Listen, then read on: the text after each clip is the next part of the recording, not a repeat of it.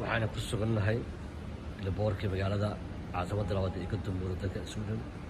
oo ujeedin corona soo ka dhigay maanta taariikhda 20 Agoosto 2010 ujeedin waddankana markii kiiska ugu horeeyay laga helay waxay ahayd March ama bishii saddexaad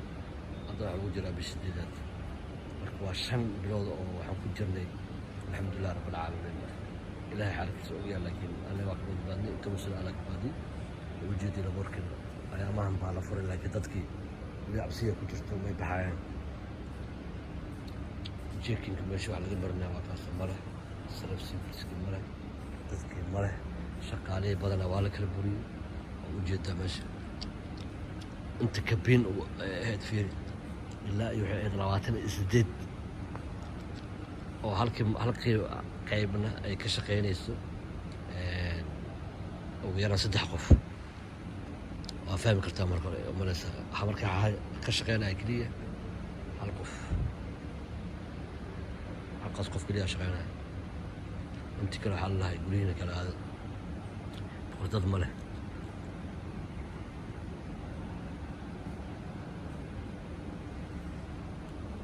bishii sideedaa lagu jiraa waxay ahayd meel kala istaagay meelahan jira saacadaha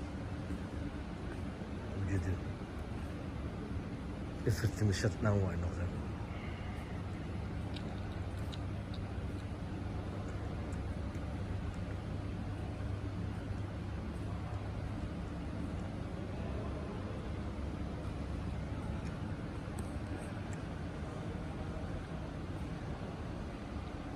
kabiinkii koowaad waa kaasaa wax baagaj shaqeynaya male meelaha meel boorsan kala dhiganayay dad badanaa jooga jiray meesha boorsada laga xalay waa sida diyaaradda laga saaro male wax shaqeynayo ilaahay abuurta male wax kasta way xariyin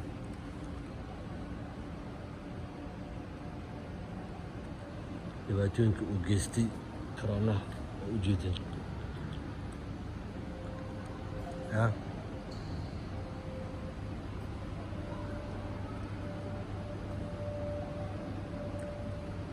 male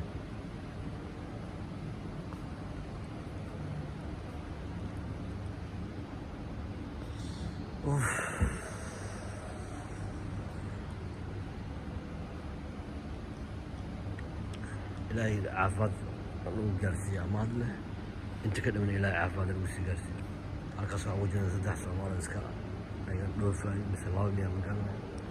لك إلهي أنه مقنع على يتحال ساعة عمل هذا السمر تامر وجرا ومدة والسفر جرتي ميال لك الاستاجة من الهنجل ساعة عمل عندنا وجودي البورك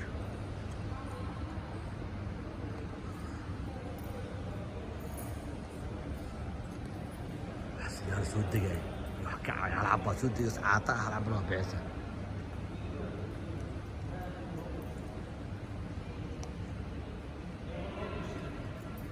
أنا حكوا أدون دونا قيمتي ديالها إيماني أرايبر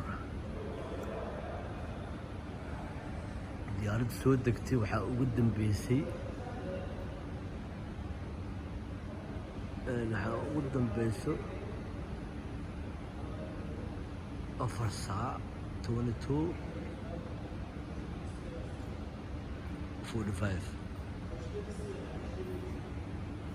London, Stockholm, Amsterdam, Frankfurt